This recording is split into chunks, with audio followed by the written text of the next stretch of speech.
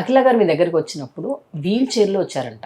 Yeah. And మీరు ఆవిడని చూసి nothing will happen, will get fine అన్నారంట. ఆవిడ కొన్ని ఏళ్లుగా షీస్ బిన్ సఫరింగ్, వీల్ చైర్కి పరిమితం అయ్యారు, నీ రిప్లేస్మెంట్ చేయమన్నారు.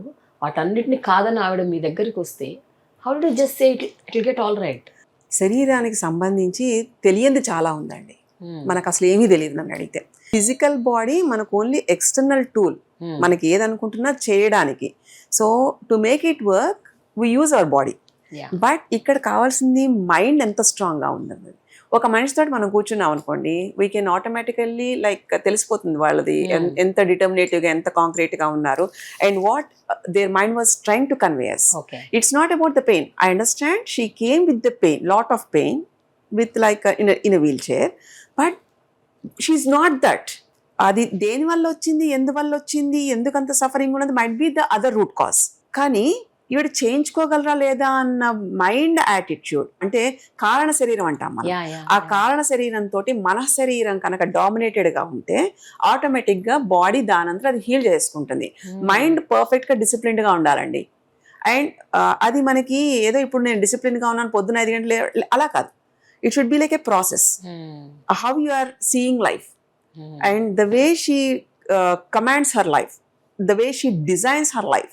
అందుకే మనకి చెప్తూ ఉంటారు, మనం పొద్దున సూర్యోదయానికి ముందు లేస్తే 11 గంటల వరకు మనం కనుక జాగ్రత్తగా డేని కాపాడుకోగలిగితే rest of the day will be like guided by itself కదండి. సో ఆ డిసిప్లిన్ లో ఉన్న ఎవరికైనా సరే మనోబలం చాలా ఉంటుంది. ఇక్కడ కావాల్సింది ఆ ధైర్యం, అది ఎక్కడ కోల్పోకుండా చూడడం ఫస్ట్ పాయింట్. రెండోది, హీలింగ్ అన్నది ఇన్సైడ్ జరగాలండి, ఏదో ప్రాసెస్ లో పెట్టేస్తే కాదు, ఎవరంతటా వాళ్ళక దానికి సిద్ధంగా ఉండాలి. ఆవిడ లాస్ట్ రెసార్ట్ అని చెప్పి వచ్చారు. సో ఇంకా వాడు తిరగడానికి ఏం లేదు. Already she known all the doctors, she went each and everywhere. అలా వచ్చిన తర్వాత కూడా ఇంకా అంత స్ట్రగుల్ ఉన్నా ఆవిడ ఎక్కడ దినచర్య మానుకోవట్లా. బట్ అంటే ఇక్కడ మనకు ఒకటి అర్థమవుతుంది ఫైటింగ్ స్పిరిట్ ఎలా ఉంటుంది అన్నది.